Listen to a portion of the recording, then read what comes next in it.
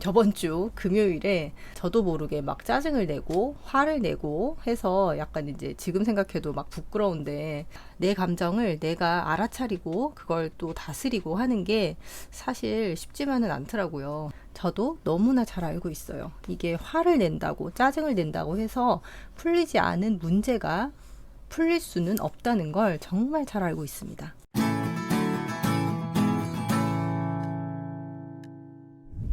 안녕하세요. 1분 책 읽기 매일 낭독 시간입니다.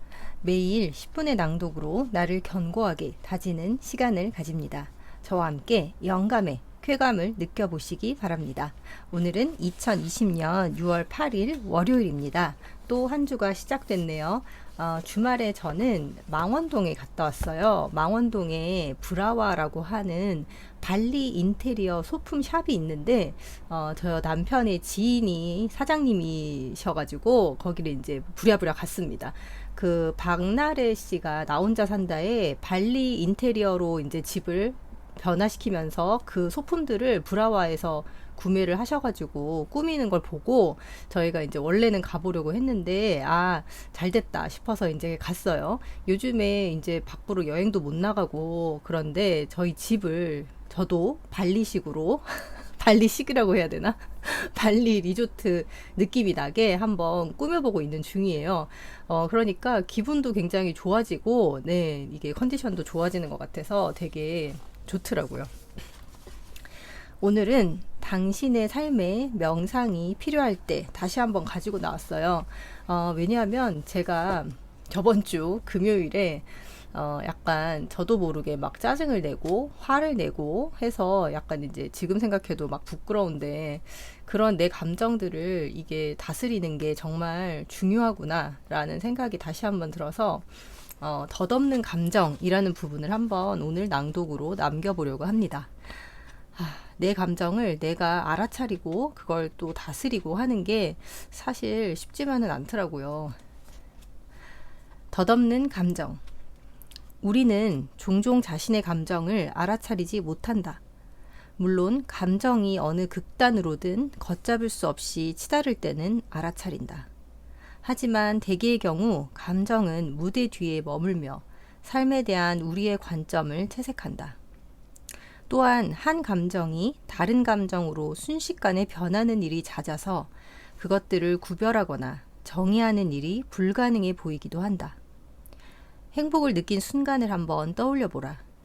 그 감정이 언제 시작되었는지 기억하는가? 1분 정도 시간을 갖고 행복이라는 감정이 처음 솟아난 순간을 정확하게 짚어내 보라. 또 그 감정은 언제 사라졌는가? 화를 낸 순간은 어떠한가? 분노를 유발한 상황이나 정황은 기억날지도 모른다. 하지만 화가 시작된 순간과 사라진 순간을 기억할 수 있는가? 그리고 그런 감정들이 갑자기 사라진 이유는 무엇인가? 그리고 그런 감정들이 갑자기 사라진 이유는 무엇인가? 기력이 다해서 저절로 사라졌는가? 더 중요한 다른 것이 당신의 주의를 끌었는가? 아니면 그저 다른 감정이 그 감정을 대체했는가?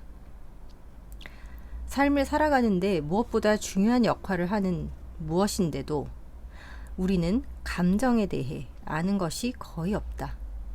신경과학자들은 우리가 특정한 감정을 느낄 때 일어나는 생리적 반응을 극도로 정확하게 알려줄 수 있고, 행동과학자들은 그런 데이터를 해석해서 우리가 그 감정을 특정한 방식으로 느끼는 이유를 합리적으로 설명해 줄 수 있다. 그러나 이런 정보가 유용하고 흥미롭기는 하지만 그것이 우리가 감정을 느끼는 방식을 바꿔주지는 않는다. 더 중요한 사실은 그것이 우리가 감정에 반응하거나 대응하는 방식도 바꿔주지 않는다는 사실이다.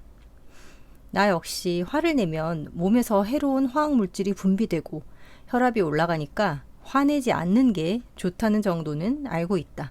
저도 너무나 잘 알고 있어요. 이게 화를 낸다고 짜증을 낸다고 해서 풀리지 않은 문제가 풀릴 수는 없다는 걸 정말 잘 알고 있습니다. 하지만 그 지식이 내가 화를 내는 것을 아예 차단하지는 못한다. 마찬가지로 긴장을 풀고 조금 더 편안한 마음을 가지면 스트레스를 덜 느낀다는 것도 나는 안다. 하지만 걱정으로 정신이 혼미할 때는 그런 지식이 별로 소용이 되지 않는다. 우리가 알고 있는 지식과 일상에서 실제로 경험하는 감정 사이의 괴리는 때로 이렇게 엄청나게 커 보일 수 있다. 스승은 나에게 유쾌한 것이든 불쾌한 것이든 감정을 느끼지 않는 삶을 고려해 볼 것을 권했다. 당신은 어떠한가? 감정을 전혀 느끼지 않는 삶을 원하는가? 우리의 감정은 삶의 경험에 근본적으로 필요한 무엇이다. 고통스러운 감정에 휩싸일 때는 감정을 모조리 없앨 방법이 있기를 소원할지도 모른다. 하지만 그런 감정은 되게 금방 사라진다. 명상을 처음 배우는 사람들은 종종 감정을 모두 없애려고 열심히 애쓰거나 아니면 명상으로 인해 어떤 감정도 전혀 느낄 수 없는 모종의 냉담한 무채색 인간으로 변모할까봐 걱정한다. 지금까지 설명했지만 그런 일은 절대 일어나지 않는다. 감정이라는 필터. 감정은 주변 환경과 상황과 사람들에 대한 우리의 인식에 영향을 미친다. 또한 그것의 직접적인 결과로 주변 환경과 상황, 사람들과 맺는 우리의 관계에도 영향을 미친다. 감정은 우리와 세상 사이에 놓인 일종의 필터다. 화가 날 때는 세상이 매우 위협적으로 보일 수 있다. 그 경우 우리는 상황을 장애로 타인을 적으로 인식한다. 그러나 행복할 때는 세상이 아주 우호적으로 보일 수 있다. 똑같은 상황을 기회로, 똑같은 타인을 친구로 인식한다. 주변 세상이 그렇게 변한 것이 아니다. 세상에 대한 우리의 경험이 근본적으로 달라진 것이다. 감정이 필터라는 생각이 들 때면 나는 휴일에 즐겨 찾는 장소가 떠오른다. 바닷가 바위투성이 지대로서 자연의 힘이 강력히 발휘되고 날씨가 종종 급변하는 곳이다. 내가 좋아하는 벤치에 앉으면 마을과 해변 위로 탑처럼 솟아 바다로 뻗어나간 거대한 암벽이 한눈에 들어온다. 화창한 날이면 그 암벽은 실로 장관을 이룬다. 짙은 붉은빛의 절벽이 장엄한 위용을 뽐낸다. 아주 멀리서도 절벽의 구석구석까지 뚜렷하게 구별할 수 있다. 그런 날에 그 암벽을 보면 경외감을 느끼지 않을 수 없다. 하지만 조금 흐린 날에는 암벽의 외양이 시시각각 달라지는 것으로 보인다. 구름이 그림자를 드리울 때는 짙은 밤색으로 칙칙해 보이고 때로는 유황처럼 노랗게 빛나기도 한다. 구름이 짙게 깔린 날에는 심지어 파란빛을 발하는 것으로 보이기도 한다. 비바람이 몰아치는 날이면 전혀 다른 특질을 드러낸다.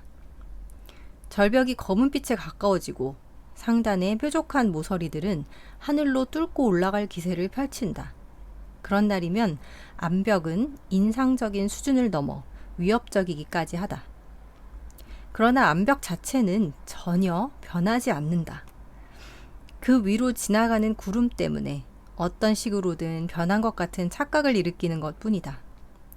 이와 마찬가지로 감정이라는 필터 때문에 우리는 특정 시점에 주변 세상의 실제 모습과 다른 환상을 창출한다. 하지만 감정에는 순간적인 경험과 보다 확고하게 뿌리내린 습관적인 경험을 구별하는 또 다른 측면이 있다. 예컨대 순간적인 슬픔이나 행복의 경험과 몸에 밴 슬픔이나 행복의 경험으로 나눌 수 있다는 의미다. 명상의 맥락에서는 이러한 면을 특성과 상태로 구별해서 다룬다. 특성은 성격을 규정하는 것처럼 보이는 감정을 말한다. 쾌활한 에이미라든지 침울한 마크 등이 그 예다. 이 특성은 현재의 자신이 형성되는 데 영향을 미친 가정교육과 사회적 조건, 경험 등을 반영한다. 특성은 마치 유전적 코드의 일부로서 타고난 것 같다는 느낌을 준다. 이 때문에 자신의 특성을 알아차리지 못하는 사람이 많다. 잠시 시간을 갖고 당신의 특성은 어떠한지 숙고해보라. 삶에 대한 당신의 관점은 어떠한가?